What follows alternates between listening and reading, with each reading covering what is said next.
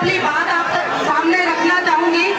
अभी ये जो पटेल साहब बोल के गए थे, यहाँ से आगे चढ़ जाओ। जो बोल के गए थे उस बात का मैं पहले दिन से समर्थन कर रही थी, क्योंकि आप लोग अपने मन में पहले डिसाइड कर लो आपको करना क्या है।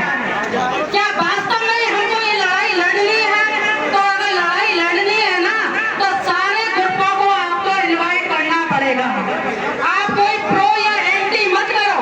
आपको चाहे वो जिन्होंने सही कहा, वो चाहे बीजेपी हो, कांग्रेस हो, बसपा, कोई भी हो, आप अकेले लड़ाई नहीं लड़ सकते। और मैं पहले दिन से ये बात बोलती हुई आ रही हूँ कि बिना पॉलिटिकल सपोर्ट के हम लड़ाई नहीं लड़ पाएंगे। लड़ाई तो लड़ेंगे, लेकिन हमको अटेंशन नहीं मिलेगी।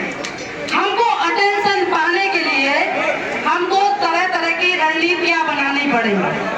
आपको पता है जलियांवाला हत्याकांड जब हुआ था, इतिहास में जाएंगे तो जब महात्मा गांधी जी ने असहयोग आंदोलन किया था, तो उस टाइम सभी लोग अपने अपने टाइटल से रिजाइन दे रहे थे और हर चीज को बायकॉट कर रहे थे।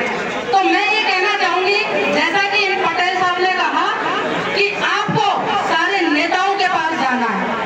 अगर वो आने से मना करते हैं, उनको कहो आपके चारों तरफ बीजेपी के नेता हैं, आप लोगों ने वोट देकर के उनको बनाया है, उनको चुना है, कहो अपने टाइटल से रिजाइन दें। अगर आपका साथ नहीं दे रहे तो वो जिस दिन रिजाइन दे देंगे ना, आप आधी लड़ाई उस दिन जीत जाओगे।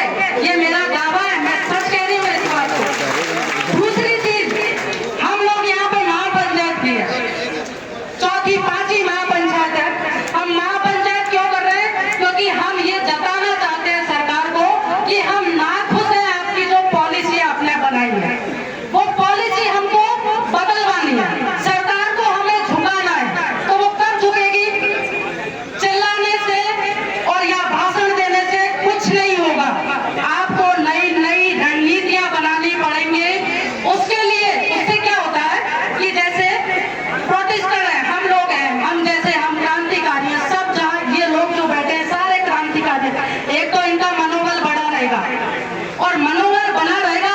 हम देखो, हमें लंबी लड़ाई लड़नी है, ये 1-2 महीने की नहीं है। आपको अपनी ऊर्जा बचा के रखनी है।